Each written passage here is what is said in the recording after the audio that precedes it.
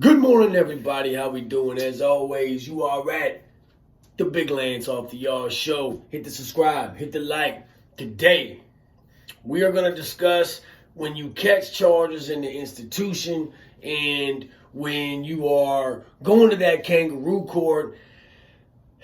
And if you do get locked up, put up for transfer because your security level is going to raise and you're going to have to get shipped to a higher level institution.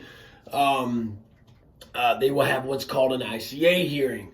Okay, now that is a classification hearing. They're going to go in there and see your institutional record. They're going to go in there and see if you're violent. Okay, now I started my sentence at a level 2 institution. There are 5 levels in Virginia. Well, technically 6. 6 being like the highest of the high. That is Wallens Ridge, Red Onion. Okay, those are the 2. They do kind of fluctuate. Red Onion as a level 5 and 6. Then you have Sussex 1, which is your level 5. Then you have your level 4s, which is River North, Sussex 2, and Augusta and Greensville and Nottoway will also hold those level 4s, okay?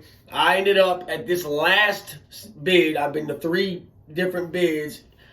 I ended up making it to a level 4 towards the end because of gang violence, fighting, and whatnot. Now, a lot of guys you see on these channels and stuff, man, they talk that talk, man. But I want, I don't really see them have this, which is your ICA paperwork, talking about your security levels going up due to, validating yourself as a gang member or validating yourself as a multiple violent individual. This is something, though, that I'm not proud of. I want to go ahead and put that out there. I do this because I like to show younger people that, listen, there are consequences in prison. Just because you're in prison doesn't mean that you can just wild out. Doesn't mean that you can just do whatever the fuck you want to do. Okay, so we're going to start off with charges. Now, you have different classifications of charges. You have 100 series and you have 200 series. Basically, it's like misdemeanors and felonies, okay? Felonies are your 100s. Those are your high shit. That's your assaults. That's your drugs. That's your, even tattooing and shit can be a 100 series charge. Okay, usually, it's a, they can drop it down, for, I think it's a 236, I believe is a tattooing charge now. But if they want to, they can charge you with bodily injury. If I get caught tattooing somebody, they can technically charge me with an assault. You draw blood, it's an assault. Fighting, mutual combat is a 200. Now, if you get up there to your assaults, your 115s, your 105s, this is murder, attempted murder, aggravated assault, gang assaults, those types of things. For instance, this is a fight. It was a 218, but it was basically a mutual combat. If you look, okay, there's my name, fighting with any person. And as you see, 218, okay? Now, that basically means that me and another guy had a disagreement, which that's what happened. We had a disagreement in the dorm, and this is when I was on the level 2. Those are low securities. If you ever see pictures of guys in dorms, that is a low security environment. That is a medium security environment. Don't let them tell you any fucking different, because it's not. Now, we got into an altercation. We started fist fighting in the day room. We're right there near the day room. We didn't get caught, but what happened was somebody dropped the kite on us. Where dropping the kite is, that means that their little snitch ass went to the box. There's always a box in the middle of the dorm where they can drop request forms for medical or other purposes, and wrote a little note saying, inmate Moore and this other guy was in a fight. Look at the Rapid Eye camera. Rapid Eye is the name of the camera that they use in the Virginia Department of Corrections. They call it Rapid Eye. That is the software. The software is this incredible, this thing can see you fucking, you know, they can see the crease of the palm of your hand from the goddamn tower. This thing is so powerful. Anyway, they go back and find the goddamn footage of us fighting. We get locked up. Okay, now, I did not get transferred because of this fight. I was in the hole for 10 days. I came out. I was still level 2. There's a couple videos on here where I've shown paperwork on me doing a gang assault at this particular prison. That is what got me shipped off. That is what made me a level 4. Okay. Now, and that is this charge right here, actually. If you look here, gang activity. Right? This was at Haynesville. Okay? And that is what got me shipped off. They locked me up, emergency transferred me and one of my homeboys off of the compound. Okay. But after you are found guilty, okay, what they're going to do, or not after you found guilty, but after they lock you up, they're going to do what's called an ICA. An ICA is like a case plan, kind of. And what they do is they bring you in front of like a captain, a major, some counselors, and they all discuss where your point level is. And once your point level gets to a certain amount, boom, you get shipped. So this right here, if you look, it's going to show the whole deal, man. It's going to show your sentence, 6 years, 3 months. It's going to show your status as far as, are you gang member? I was active. And right here, security class level 4. Okay, now, and if you look, they sent me to a place called Greensville Correctional Center. So I go to Greensville, and it's, you know, that's a cell environment, okay? That is not a dorm. This is a prison. It's very big. It's one of the biggest, I believe, the biggest medium / rollover high-risk security prisons on the East Coast. There are 32 or 3,300 inmates at this fucking place. It's like 3 prisons in one. They have to literally golf cart you around to go places because it's too far. They're completely understaffed. They're completely unable to secure this place. There's been multiple homicides.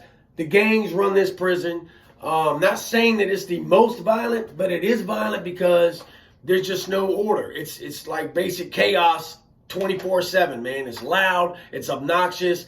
It's in the goddamn way, for real. Okay, but anyway, security level classification.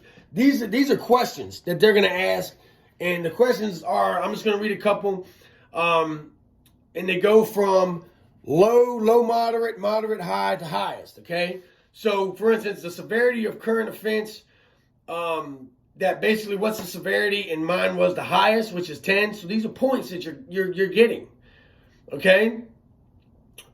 They do your prior offense history, escape history, length of time remaining, current age. Your age has a lot to do with your placement too, man. They don't like sticking a lot of older guys on some of them young gladiator schools because the young guys will obviously gang up and take advantage of the older guys. Now, someone my age, when I went down, I was in my 30s on this last sentence.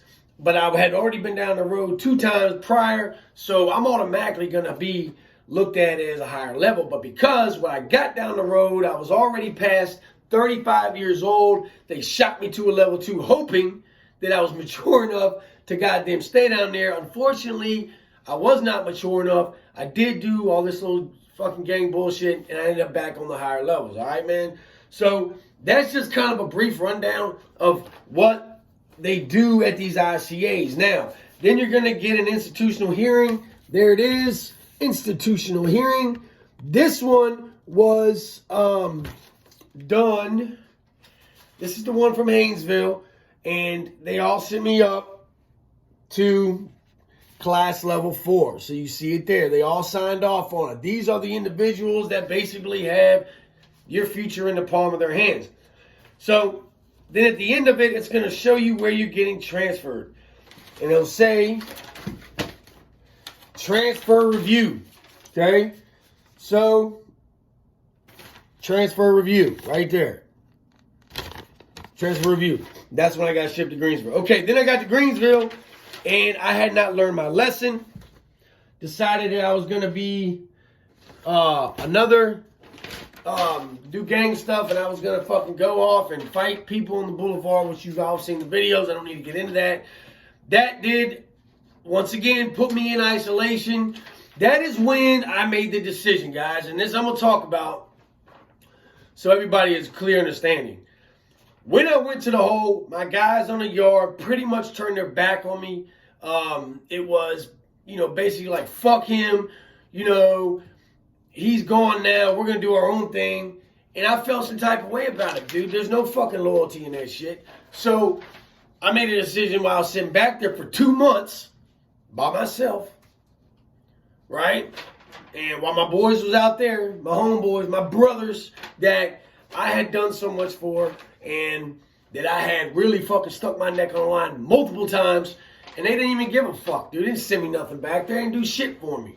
All they did was backstab me. So I decided that's when I was going to walk away, and I became inactive. But they sent me to a place called Augusta, right, which is a level 4. There's Augusta, okay? Now, Augusta was actually, I liked it better than Greensville. Augusta was a little more violent as far as the extreme that they would go. Like at Greensville, I saw some pokings. I got poked at Greensville in the leg. Y'all seen that video.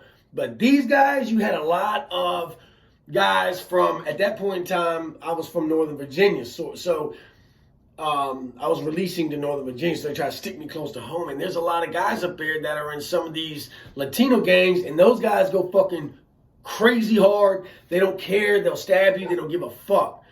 And I saw a lot of bloodshed there. But the food was better at this place. It was in the mountains. The view was way better. You would come out on the yard and you would see bears walking around this bitch. You would see deer. You would see wildlife. Whereas in the flatlands, when you get closer to the beach down in Virginia, it gets real flat down there. The north is mountains. The south is beach.